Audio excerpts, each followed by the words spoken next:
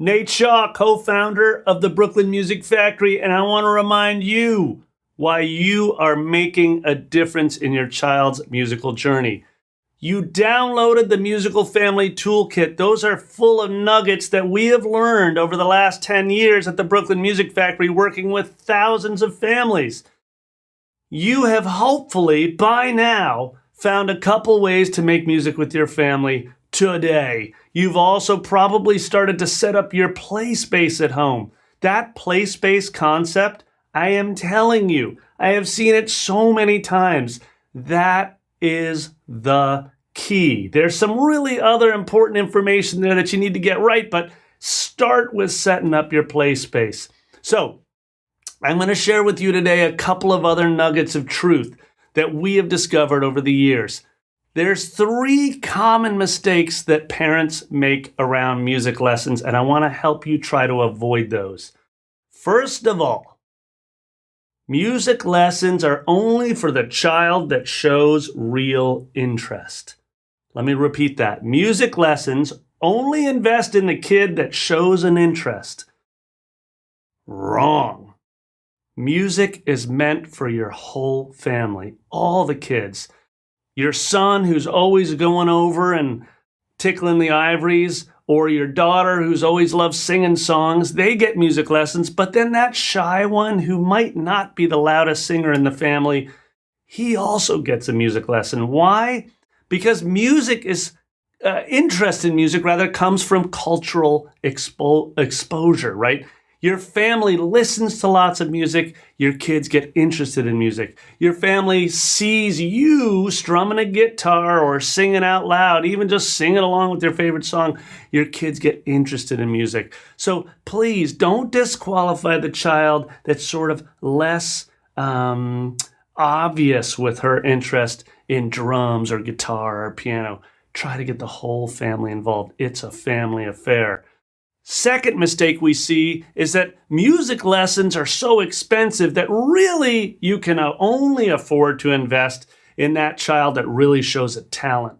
Well, let me share with you, our approach to lessons means that everyone in the family is rewarded by a music lesson. In other words, that one son of yours that you're going to start piano lessons with, well, that is an opportunity for you, mom, you, dad, to start learning yourself as well. So the cost of those lessons for that first lesson for your child, actually the return on investment is massive, because hopefully if you do this right, you set up your play space, you start taking some risks yourself and making a little music yourself, mom, you'll find that the return is massive, right? That one single lesson that costs a couple $100 a month, actually, when you see all the different people in your family that benefit from that lesson, it's really pretty cheap.